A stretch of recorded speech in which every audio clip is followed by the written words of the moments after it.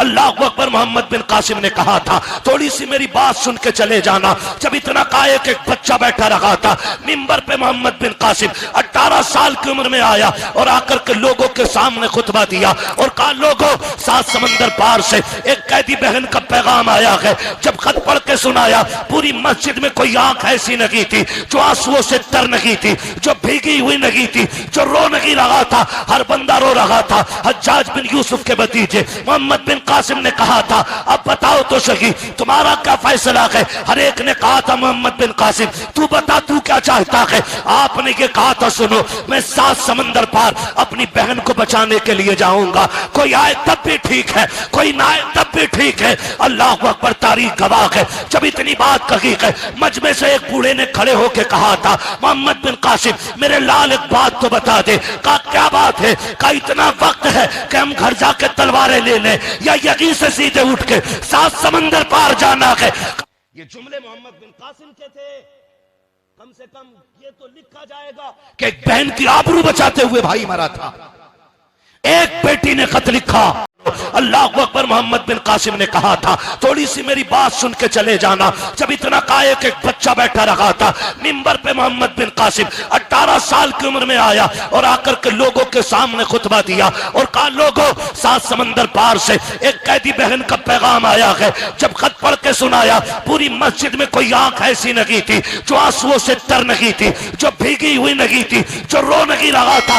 हर बंदा रो रहा था। हज्जाज बिन यूसुफ के भतीजे मोहम्मद बिन कासिम ने कहा था, अब बताओ तो सही तुम्हारा क्या फैसला है। हर एक ने कहा था, मोहम्मद बिन कासिम तू बता, तू क्या चाहता है। आपने ये कहा था, सुनो, मैं 7 समंदर पार अपनी बहन को बचाने के लिए जाऊंगा। कोई आए तब भी ठीक है, कोई ना आए तब भी ठीक है। अल्लाह अकबर, तारीख गवाह है। जब इतनी बात कही है, मजमे से एक बूढ़े ने खड़े होकर कहा था, मोहम्मद बिन कासिम मेरे लाल एक बात तो बता दे। कहा, क्या बात है। कहा, इतना वक्त है कि हम घर जाके तलवारें ले लें या यहीं से सीधे उठ के 7 समंदर पार जाना है। ये जुमले मोहम्मद बिन कासिम के थे। कम से कम ये तो लिखा जाएगा कि एक बहन की आबरू बचाते हुए भाई मरा था। एक बेटी ने खत लिखा तो समंदर का सीना चीर के मोहम्मद बिन कासिम आया। आज हजारों बहनें शहीद हो गई। फिलिस्तीन में किसी भी बेगैरत हुक्मरान को गैरत नहीं आई। 57 मुमालिक हैं हमारे। 2-4 मुल्कों को छोड़ के उनके जितने भी हुक्मरान हैं सारे नामर्द और हिजड़े हैं। हमने हर दौर में बेटियों की हिफाजत की है, लेकिन मेरी कौम, ये तेरी मेरी बदमाशी और बदनसीबी है कि हमारी बेटियों की हम हिफाजत नहीं कर पा रहे हैं। ये हमारी और आपकी लापरवाही है। कभी ट्यूशन के नाम पे बेटियां छिन गई, कभी तालीम के नाम पे बेटियां छिन गई, कभी ग्रेजुएशन के नाम पे बेटियां चली गई, कभी स्कूल और कॉलेज के नाम पे बेटियां छिन गई। मैं कहता हूं, खुदा की कसम, इनकी रगों में इश्क़ मुस्तफा डाल दो, कोई माई का लाल किसी बेटी को छीन के नहीं ले जा सकता है। हाँ, वो दिन दूर नहीं है जब तेरी मेरी बेटी के सरों से अब दुपट्टे बाजार में छीने जाएंगे। हो किधर? बड़ी तेजी के साथ अब ज्यादती हद से ज्यादा बढ़ रही है, लेकिन हम भी चैलेंज के साथ कहते हैं, हम मर जाएंगे लेकिन अपनी गैरत का सौदा नहीं होने देंगे। आपसे भी कहना चाहता हूं, बेटियों की इज्जत की हिफाजत करें, आपकी जिम्मेदारी बनती है। लेकिन वो कौम क्या इज्जत करेगी जो शादी ब्याह के मौके पे अपने सगे भाई की बेटी को नंगा नाचना देखना पसंद करती हो? वो बचाएगी बेटियां जो अपने की वलीमे में अपनी की कौम की बेटियों को आधे कपड़ों में देख के कहे वाह क्या मंजर है? वो बचाएगी बेटियों को। बेटी बचाई थी मोहम्मद बिन कासिम ने। कौन मोहम्मद बिन कासिम? थके तो नहीं अभी आप? चलो आगे, जरा कह देना रसूल अल्लाह। पीछे वाले भी बोल दें जरा या रसूल अल्लाह। कौन मोहम्मद बिन कासिम? आज तक जिसकी धमक कुफर के कलेजे पे महसूस की जाती है। ये तो सब पढ़ाते कि आक्रमण करने सबसे पहले मोहम्मद बिन कासिम आया था, लेकिन ये दलाल दोगले ये नहीं बताते आया क्यों था। तुमने ये तो बताया आया था पहले, हम भी कहते हैं हाँ आया था, लेकिन क्यों आया था ये भी बताओ ना। अरे वाह, नहीं, मोहम्मद बिन कासिम की बात कर रहा हूं। आया क्यों था? जब राजा दागिर ने समंदर के साहिल से एक इस्लामी शहजादी को कैदी बना करके जेल में डाला था और उसकी इज्जत पे उंगलियां उठने लगी थी। उसने चार दीवारी के अंदर बैठ करके हज्जाज बिन यूसुफ को खत लिखा और कहा था, सुन, तुझे इस्लामी सल्तनत की कुर्सी मिली है, मैं इस कैद खाने में हूं। देवल के राजा ने जब उसको गिरफ्तार किया था, अंदर डाल दिया था कैद खाने में इस्लाम की शहजादी को, कहा अगर इसमें मेरी इज्जत लुट गई ना तो सुन, कयामत का दिन होगा, तू होगा और मुस्तफा होंगे, मैं तेरा गिरबान पकड़ के कहूंगी, आका कैद खाने में मेरी इज्जत लुटती रही और ये मसनद पे बैठ करके बादशाहत के मजे लेता रहा। ये उस कैदी बेटी ने खून से खत लिखा था और जब ये तहरीर हज्जाज बिन यूसुफ के पास पहुंची तो वो तहरीर लेके कभी इधर जाता कभी उधर जाता। मोहम्मद बिन कासिम उसी हज्जाज बिन यूसुफ का भतीजा देख के कहता, चचा क्या बात है, क्यों परेशान हो? कहा क्या बताऊं बेटे, एक कैदी बेटी का पैगाम आया है। कहा फिर? का मदद के लिए पुकारा गए। कहा फिर भेजते क्यों नहीं मदद के लिए? हज्जाज बिन यूसुफ ने कहा था कि सारी फौजें इस्लाम के महाज पर हैं, मैं क्या कर सकता हूं, मेरे पास कुछ भी नहीं है। कहा खत देखूं? हज्जाज बिन यूसुफ 16-18 साल का नौजवान, उसने तहरीर पढ़ी, आंखें बरसने लग गई। जुमे का दिन आया, मस्जिद में आया, नमाज अदा की, ऐलान किया, लोगों कोई जाना मत, मेरी छोटी सी बात सुन के जाना। हज्जाज बिन यूसुफ का भतीजा मोहम्मद बिन कासिम मस्जिद में खड़े होके कहता, मेरी बात सुन के जाना। पूरी कौम ठहर गई, जो जहां था वहीं बैठा रह गया। आज मस्जिद से ऐलान कर दिया जाता है, कोई इमाम कोई आलिम ऐलान करते कि ठहर जाइए, थोड़ी जरूरी बात करनी है। जो अमीर होते हैं वो पहले जूती बगल में दबा के निकलते हैं, कहीं मुझसे पैसे न मांग लिए जाए, कहीं मुझसे सीमेंट की बोरी न मांग ली जाए, कहीं मुझसे वुजू के पानी का इंतजाम न कराया जाए। सलाम है तुम्हें नौजवानों, अल्लाह अकबर। मोहम्मद बिन कासिम ने कहा था, थोड़ी सी मेरी बात सुन के चले जाना। जब इतना कायक एक बच्चा बैठा रहा था मिंबर पे, मोहम्मद बिन कासिम 18 साल की उम्र में आया और आकर के लोगों के सामने खुतबा दिया और कहा, लोगों 7 समंदर पार से एक कैदी बहन का पैगाम आया है। जब खत पढ़ के सुनाया, पूरी मस्जिद में कोई आंख ऐसी नहीं थी जो आंसुओं से तर नहीं थी, जो भीगी हुई नहीं थी, जो रो नहीं रहा था, हर बंदा रो रहा था। हज्जाज बिन यूसुफ के भतीजे मोहम्मद बिन कासिम ने कहा था, अब बताओ तो सही तुम्हारा क्या फैसला है? हर एक ने कहा था, मोहम्मद बिन कासिम तू बता, तू क्या चाहता है? आपने ये कहा था, सुनो, मैं 7 समंदर पार अपनी बहन को बचाने के लिए जाऊंगा,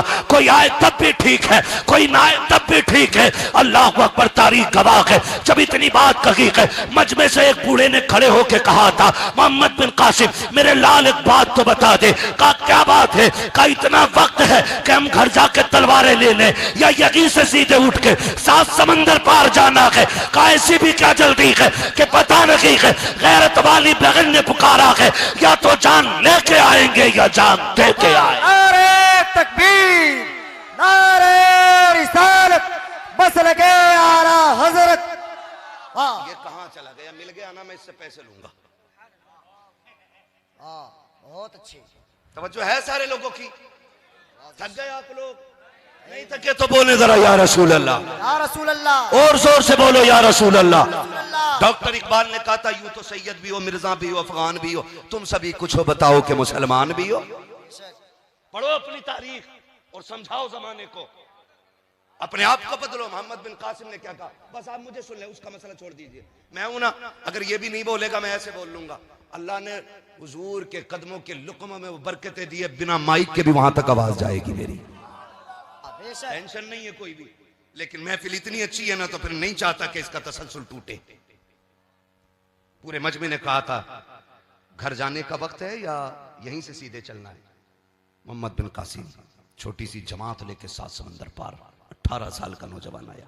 आज हम देखें 18 साल का हो जाए तो अम्मा कहती है, भी तो बालक है, गलती कर दे कोई भी, कह रहे बालक है, ठीक हो जाएगा, बाद में बच्चा ही तो है। हम आज 18 साल के को बच्चा कहते हैं और वो 18 साल का समंदरों का सीना चीर के साहिल पे आया और दुश्मनों की ईंट से ईंट बजा करके जब इस्लामी शहजादी को लेकर के चलने लगा ना, तो किसी ने रुक के कहा था, मोहम्मद बिन कासिम जरा रुक तो सही, तुझे इतने दूर आते हुए डर नहीं लगा? डर नहीं लगा? उसने कहा, डर किस बात का? जब से हुजूर का कलमा पड़ा के डर तो रगों से निकल ही गया है। अल्लाह डर की बात का यहां आए चंद लोगों को लेकर के, वो तो किस्मत अच्छी थी कि जीत के जा रहा लेके बहन को, मारा भी तो जा सकता था। उसने कहा मरना बेहतर था बेगैरती के जीने से। कम से कम तारीख में ये तो लिखा जाता कि गैरतमंद भाई बहन की आबरू बचाते हुए मारा गया था। इससे सबक सीखना चाहिए पूरी उम्मत मुस्लिमा को। ये जुमले मोहम्मद बिन कासिम के थे। कम से कम ये तो लिखा जाएगा कि एक बहन की आबरू बचाते हुए भाई मरा था। एक बेटी ने खत लिखा तो समंदर का सीना चीर के मोहम्मद बिन कासिम आया। आज हजारों बहनें शहीद हो गई। फिलिस्तीन में किसी भी बेगैरत हुक्मरान को गैरत नहीं आई। 57 मुमालिक हैं हमारे। 2-4 मुल्कों को छोड़ के उनके जितने भी हुक्मरान हैं सारे नामर्द और हिजड़े हैं। कसम खा के कहता हूं, आज सद्दाम हुसैन होता ना तो इजराइल की मिट्टी पलीत कर देता। दिल दुखाए दिल वो सऊदी अरबिया जो इस्लाम की ठेकेदारी का ठेकेदार बना बैठा है, और उनकी दुनिया भर में ढिंडोरा पीटने वाली नाजायज देवबंद की औलादें, नजद की बदमाश औलादें जो कहते हैं अगर हक पे न होते तो काबे की चाबी उनके पास क्यों होती। मेरा चैलेंज है उन्हें, साबित करो। मेरे हुजूर का मदीना शरीफ, अभी दिलदार भाई वगैरह उमरा करके आए, उन्होंने मुझे बताया ये लोग कुत्ते खबीस मस्जिद नबवी के सामने ये वहीं से थोड़ा सा आगे बढ़ के पिक्चर हॉल बना रहे हैं। और अभी यहूदियों के किसी जनरल ने कहा है कि सऊदी अरबिया हमारी मुट्ठी में है, और ये सच है क्योंकि ये अमरीकी दलाल हैं, यहूद की नाजायज औलादें हैं। ये जितने भी आले सऊद हैं ये सारे की इब्नुल यहूद हैं। हाँ, वरना मदीना हुजूर का वो शहर है, जानते हो, जिसे मेरे हुसैन ने सिर्फ इसलिए छोड़ दिया था कि यहां खून का कतरा ना गिरे। इसलिए नवासे ने नाना का शहर छोड़ दिया, वरना किसी की मां ने दूध नहीं पिलाया था। हजरत अब्दुल्ला इब्ने उमर ने कहा था हुसैन अगर आप कहो तो अगर उसके साथ 22,000 है, तुम्हारे साथ लाखों तलवारें होंगी, मदीना छोड़ के ना जाइए। तो मेरे इमाम ने कहा था छोड़ के न जाता अगर इस शहर के हुर्मत का एहतराम का ख्याल अगर ना होता। इसलिए छोड़ रहा हूं ताकि मेरे नबी के शहर में खून का कतरा ना गिरे। और ये जो आले यहूद बैठी है सऊद बन करके, तुम्हें क्या लगता ये तुर्कों से छीन लेते? औकात थी इनकी, चुटकियों में मसल देते। तुर्की ने चुटकियों में, फिर इन्हें हरम क्यों दिया? क्योंकि ये वहां पे खून बहाने पे आमादा थे, और तुर्क मदीने और मक्के का एहतराम करने वाली कौम है। इसलिए कहा था खून बहाने से बेहतर है लो हम मदीना छोड़ के जा रहे हैं। रोना आता आज उम्मत की किस्मत पे, रोना आता है मुझे। सोचता हूं कि हुजूर पे मजार में क्या गुजरी होगी जब यहूदियों ने बैतुल मुकद्दस के ताले फिर से तोड़े होंगे। सलाहुद्दीन अय्यूबी की रूह तड़प गई होगी जब इन कमीनों ने जाकर के उसमें अपने मजहब के मुताबिक इबादत की होगी। मर गई गैरत। आपसे भी एक सवाल है मेरा, हम फिलिस्तीन फिलिस्तीन फिलिस्तीन की मदद गाते रहे, लेकिन उनके लिए क्या किया? क्या किया उनके लिए? आप कहेंगे हम कुछ नहीं कर सकते, बिल्कुल ठीक है, कुछ नहीं कर सकते, उनकी मदद नहीं कर सकते, वहां जा नहीं सकते, मगर फिर इतना तो कर सकते हैं कि उनके लिए हाथ उठा के दुआएं कर सकते थे। सच बताना कितने लोगों ने तहज्जुद में उठने की आदत इसलिए बनाई है कि हम आज रात को उठ के फिलिस्तीन के लिए दुआ करेंगे। कोई नहीं उठा हम में से।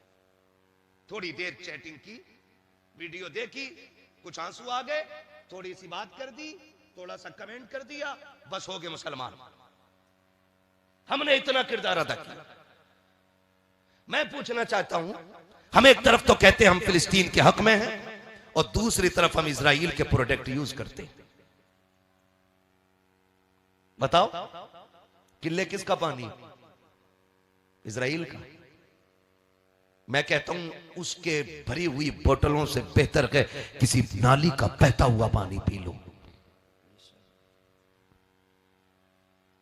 इसलिए कि उसमें निजासत मिली होगी, किसी मजलूम के खून का असर नहीं होगा।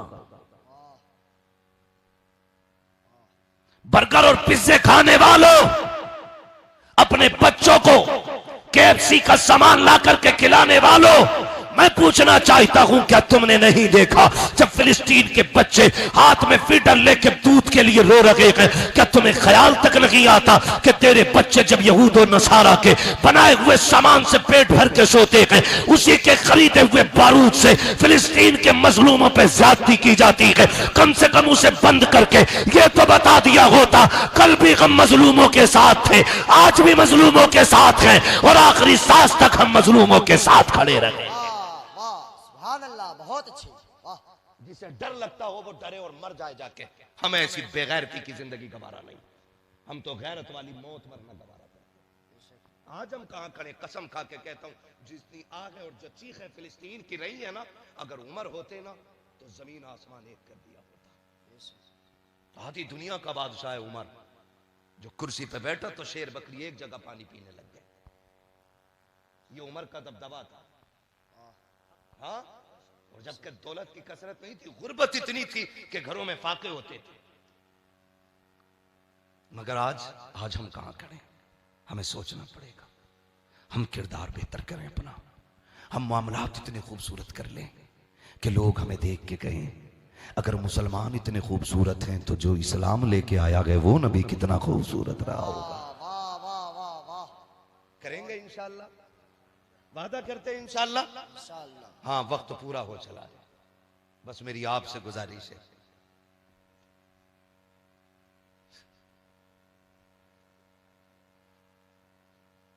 भाई मैं आपसे कहना चाहता हूं, आपके पास बहुत टाइम है, लेकिन अच्छा होगा कि अगर आइंदा कभी जलसे होना तो कम वक्त में जलसे मुकम्मल कर लिया करें। मैं भाई से कह रहा था, बैठा हुआ, मैंने कमेटी वालों से कहा था, ज़रूरी यह है कि जलसे ऐसे वक्त में ख़त्म करें कि नमाजी को फजर की नमाज भी मिल जाए और मजदूर को सुबह की मजदूरी भी मिल जाए। ज़रूरी नहीं है 4 बजे तक चलेगा जलसा मकबूल होगा। एक बंदे का भी दिल बदल गया ना तो समझ लेना जलसा करना भी कामयाब और जलसा कराना भी कामयाब है। ठीक है ना? इंशाअल्लाह उम्मीद की जाती है आइंदा।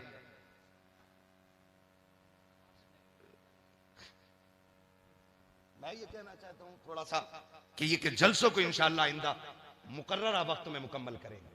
अपने उलमा से मशवरा करें, पूछें कि जलसा कब से कब तक चलेगा और कैसे चलेगा, उसी हिसाब से रखा जाए।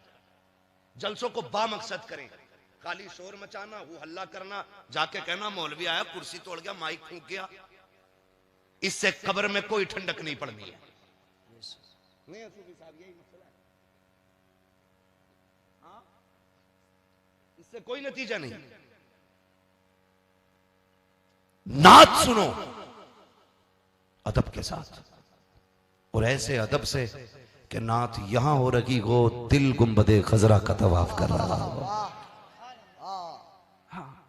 वो छतरी ऐसे खुलती है कि जैसे पर फरिश्तों के, फिर उसके साये में इफ्तार करना याद आता है। मगर सुनो ना इसको, फिर दिल से सुनो। ये नहीं कि इस पे ठुमका लगाना है, इस पे डांस करना है, फिर दिल छतरियों के ही आसपास होना चाहिए, फिर मंजर वही होना चाहिए। जो गया गए वो ये सोचे मैं वहां हूं, जो नहीं गया गए वो ये सोचे इंशाअल्लाह मैं वैसे ही जाके इफ्तार करूंगा। ऐसे बदले अपने आप को। इस्लाम आया तो तब्दीली आती चाहिए। बेटियों को उनका हक मिला। झूठ बोलते हैं जो कहते हैं इस्लाम आतंकवाद टेररिज्म को बढ़ावा देता है। जो जिहाद की बातें लोगों ने कुरान की आयतों के हवाले से की है ना, उसको भी लोगों ने सही से नहीं समझा है। मैं आपसे कहना चाहूंगा, खुतारा अपने रवैये बेहतर कर लें, अपने तरीके बेहतर कर लें। हुजूर आए, बेटियां मुस्कुराने लगी। हुजूर आए, बहनें मुस्कुराने लगी। मेरे नबी ने फरमाया जो बहन बेसहारा हो करके माँ बाप ना हो, भाई के घर आ जाए और भाई उसके सर पे हाथ रख दे, तो फरमाया, सुने आका फरमाते, अल्लाह भाई को वैसे ही सवाब अता करेगा जैसे बाप को बेटी के सर पे हाथ रखने का सवाब अता फरमा। ये इस्लाम की खूबसूरती है। हाँ, बेटी बन के आती है ना तो फिर 21 नेमतें लेके आती है, रहमतें। बहन बन के आती है तो 11 रहमतें लेके आती है। या रसूल अल्लाह, बहन बनी 11 नेमतें, बेटी बनी 21 रहमतें, बीवी बन के आए तो फरमाया फिर वो जन्नत की जमानत बन के आती है। कैसे? फरमाया मियां बीवी एक दूसरे को मुस्कुरा के देख लें, अल्लाह दोनों के गुनाह माफ फरमा दिया करता है। लेकिन यहां आमने सामने बैठ गए तो जंग चालू। एलओसी कारगिल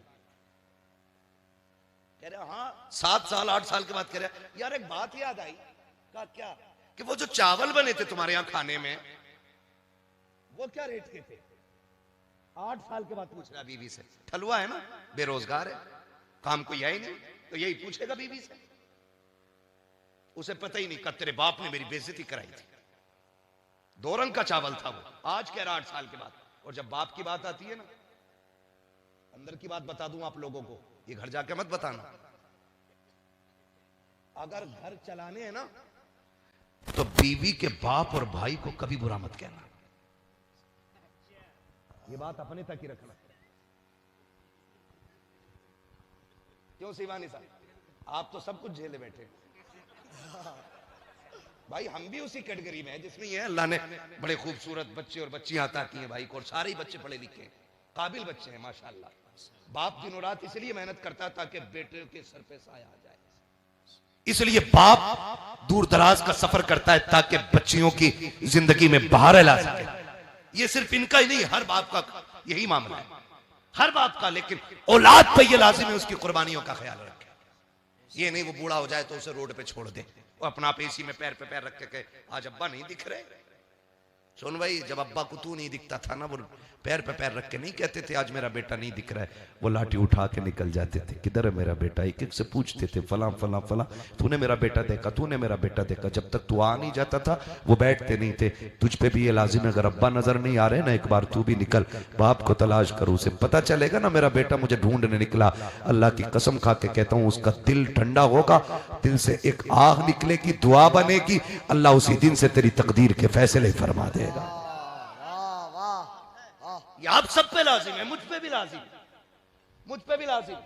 मैं कभी कभी सोचता हूं वो बंदे कितने खुश नसीब है जो माँ बाप के पास रहते हैं। हमें बहुत कम वक्त मिलता माँ बाप के पास बैठने का, लेकिन उसमें भी कोशिश करते हैं कि उनके कदमों में बैठने जगह मिले। घर कभी भी जाया करो अब्बा के सामने मास्टर, कलेक्टर, डिप्टी इंजीनियर बन के नहीं, वही गुड्डू, पप्पू, कलुआ, मलुआ, भोलू, गोलू, यही बन के जाया करो और उनके पैरों में बैठ जाओ। आप कुछ भी है ना, स्टार है ना, आपके कंधे पे उतार के रख दे, पगड़ी है ना एक तरफ रख दे, जुब्बा है सादे लिबास में आ जा, बैठ मां के पैरों में। कि अम्मी वो हाथ जो बचपन में डाला करती ना सर में, वो जरा लगा दे, कह क्योंकि दर्द हो रहा है। कसम खा के कहता हूं, जो बड़ी बड़ी गोलियों से दर्द ना रुके, माँ का हाथ सर पे आता है फौरन दर्द ठंडे पड़ जाया करते हैं। इसलिए कि सिर्फ माँ का हाथ नहीं होता, ऐसा लगता है जैसे जिब्रील के परों का साया आ गया है। ये माँ होती है, बैठो उसके पाए कदमों में, बैठो उसके पैरों में, कभी दुआएं लो उससे। वो सबसे अमीर है जिसके पास माँ है, वो बादशाह है जिसके पास बाप है, और वो सबसे बड़ा गरीब है जिसके पास माँ बाप। वो बंदा गरीब हो गया, इनकी कदर जाने के बाद मालूम होगी। आज है तो नहीं कदर है ना, आज है तो कदर नहीं है, कल जब ये चले जाएंगे ना तब पता चलेगा। जानते हो जब हिजरत की मेरे नबी ने, हिजरत रोते हुए मक्का शरीफ छोड़ा था, मुड़ मुड़ के हुजूर हरम काबा को देख रहे थे, और जाते जाते अबू बकर के कान में कहा था, यार अबू बकर उस रास्ते से चलेंगे जिस रास्ते पे मेरी माँ की कब्र पड़ती है।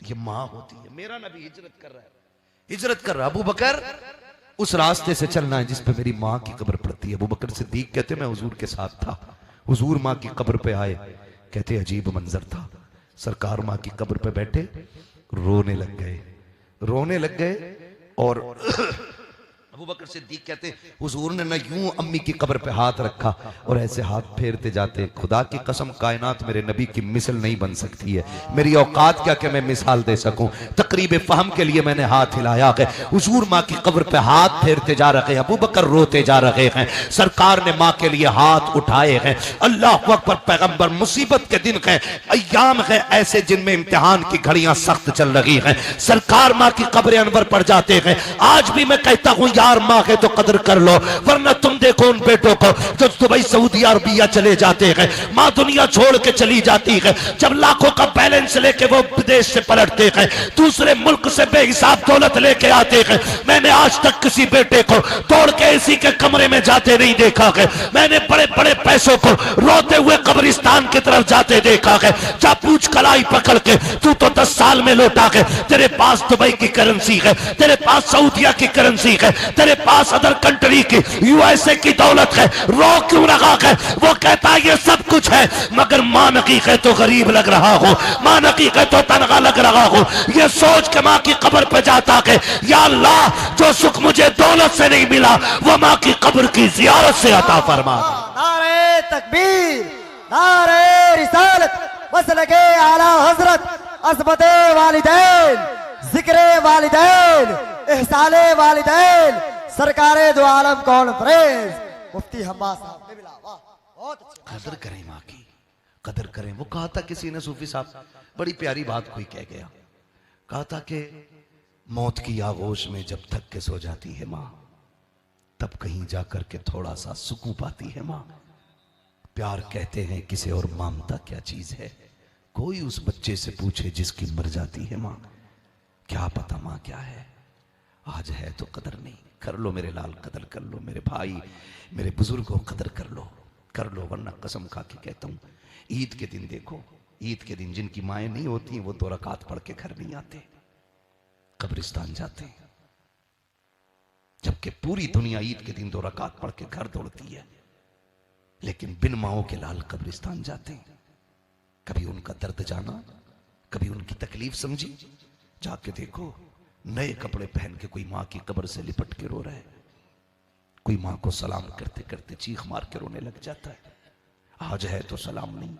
ईद आएगी, त्यौहार आते हैं, हम मोबाइल उठाएंगे, 3 लाइनें लिख देंगे, 3 लाइनें लिख देंगे कि भाई सबको मेरी तरफ से ईद मुबारक, तूने दुनिया को दी। बूढ़ी माँ जो तुझे गोद में लेके 2 साल तक भटकती रही, तेरे मुंह में उसके लिए 2 जुमले सलाम के नहीं थे। वो बाप जो रोज मंडी में जाके इसलिए बिकता रहा कि मेरे बेटे की जेब पे कलम लग जाए, तेरे पास उसके लिए 2 जुमले सलाम के नहीं थे। जिसने रोज सूरज सर पे इसलिए उतार दिया कि कल मेरा बेटा ठंडी हवा में बैठ के जिंदगी गुजार सके, आज तो उस बाप के गले लग के इतना नहीं कह सकता तुझे ईद मुबारक हो। क्या जिंदगी है यार, क्या जिंदगी है। उनसे जाके पूछो जिन्होंने माएँ खो दी हैं, जिनके पास बाप नहीं है, ईदें नहीं लगती, ईदें नहीं लगती हैं, मुश्किल हो जाती है जिंदगियां। अल्लाह ने माँ दी है, कदर कर लो। हम अपने आप को देखें, मैं बड़ी बात कहने लगा हूं, माफ कर दीजिए अगर किसी को बुरा लग जाए। मैं दुख देने नहीं आता, मैं तकलीफ देने नहीं आया, बस मैं चाहता हूं कि हम समझें जरा, हम रिश्ते निभाना शुरू कर दें यार, रिश्ते निभाना शुरू कर दें। मुझे जो माँ को 500 नहीं बल्कि 50 रुपए का दुपट्टा खरीद के ना दे और काबे का पूरा गिलाफ बनवा के लटकवा दे और करोड़ों और अरबों रुपए का, रब को तुम्हारे ऐसे गिलाफ की कोई जरूरत नहीं है। उसके लिए माँ का वो 70 रुपए का दुपट्टा बड़ा पसंद है, वो लेके जाओ ना कभी माँ के पास, आज नहीं उसके लिए। हम बाजार से 5 किलो का थैला लेके आए, कितने किलो का? 5 किलो का थैला, ऑटो ना मिले, बाइक ना हो, घर में आके थैला फेंक के गुस्सा बीवी पे उतार के कहते पानी लाओ, देखती नहीं थक गया हूं मैं,